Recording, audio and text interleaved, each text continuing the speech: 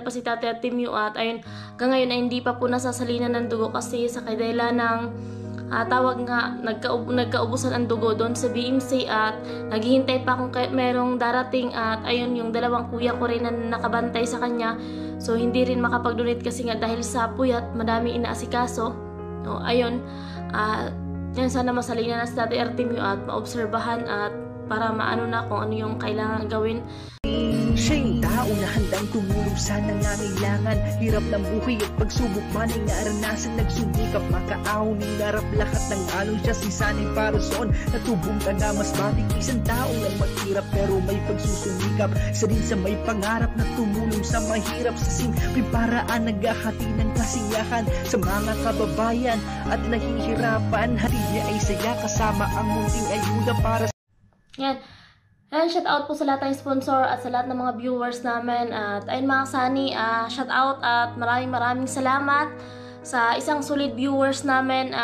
Nasa Maynila siya at ay nagpaabot siya ng tulong para kay Tatay Artemio. Nagpaabot siya ng 2,000. So hindi niya pinapabanggit yung pangalan niya. So sa iyo sir, maraming salamat kahit ayaw mo ipabanggit yung pangalan mo. Maraming salamat sa padala mo para kay Tatay Artemio. Malaking tulong po ito mga kasani para po pambiling gamot ni Tatay Artemio at ay nasa ospital pa si Tatay Artemio at ayun, hanggang ngayon ay hindi pa po nasasalinan ng dugo kasi sa kadala ng tawag nga, nagkaubusan ang dugo doon sa BMC at naghihintay pa kung merong darating at ayun, yung dalawang kuya ko rin na nakabantay sa kanya. So hindi rin makapag-donate kasi nga dahil sa puyat, madami inaasikaso. No, ayun, yan sana masalinan na si Tatay Artemio at maobserbahan at para maano na kung ano yung kailangan gawin. Salamat sa solid viewers namin na napadala siya ng 2,000. So pinadala niya po sa GCash ko. At hindi ko na lang po kinash out mga kasani kasi sinend ko na lang po doon sa kapatid ko na ayun kasama ni Tatay Artemio. Pinasa ko na lang din po sa kanya. At ayun, maraming salamat talaga. Malaking tulong po yun para sa gamot at sa iba pang kakailanganin ni Tatay Artemio sa ospital. At ayun, 3 araw na sila doon mga kasani. At ayun, sana masalinan na si Tatay Artemio ng dugo. At ayun, may pumunta na may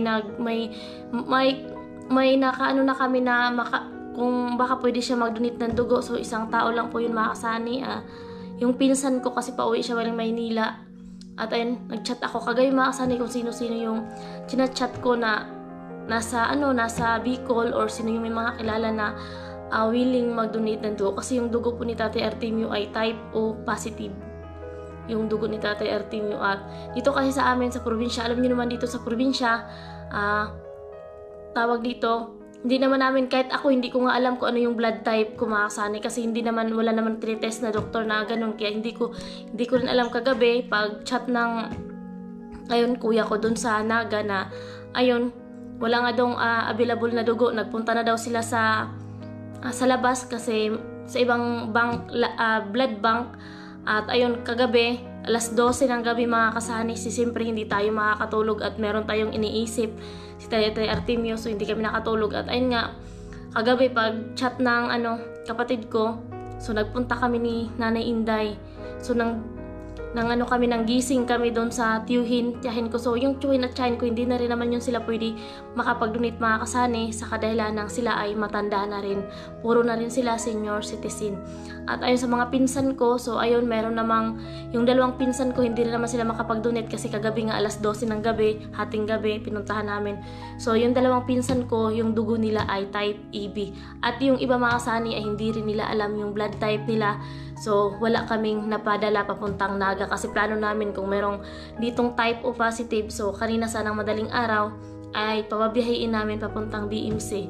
So wala iba kasi makasani kapag sigurado tayo na type O positive para wala nang ibang aasikasuhin pa hindi naman tayo pwede na magpadala doon na hindi natin alam kung ano yung blood type mga sani. Ako alam naman natin na meron akong baby, nagbe-breastfeed ako. So sana masalina ng dugo si Tatay Artemio ngayon kasi yun po talaga yung kailangan kasi yung dugo po ni Tatay Artemio ay sobrang baba pa rin po at sobrang putla ni Tatay Artemio. So yun, sobrang maraming salamat sa solid viewers. na nasa Bulacan, nasa Maynila siya, sa Bulacan pala siya mga kasani. At ayun lang mga kasani, sobrang maraming salamat talaga at laking tulong po yun. At ayun nga, si Sunny hindi pa nakabalik ng Kamsor. Sa mga nagtatanong po, alam nyo naman, so meron pa kaming problema ngayon.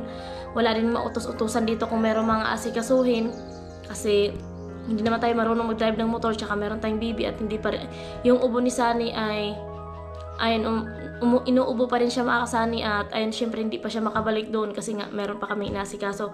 So sana maintindihan nyo po. At ayun, siya tawag sa lahat ng Team Pahuway, so hindi pa muna makakapunta si Sunny kasi ayun, wala naman si mama, tapos meron kung ano pa yung asikasuhin dito. So kung may pupuntahan, so walang ano sa atin kung tatawag yung nasa BMC na may asikasuhin, so wala. So ayun lang mga kasani, update lang tayo kay Ate Artemio at salamat po sa nagbigay ng tulong. So ayun lang mga kasani, yan, maraming salamat po and God bless po sa ating lahat. Sana po ay tulungan niyo po akong ipag-pray si Tatay Artemio na sana po ay gumaling na siya. So yun lang po mga kasani, maraming salamat po sa inyong lahat.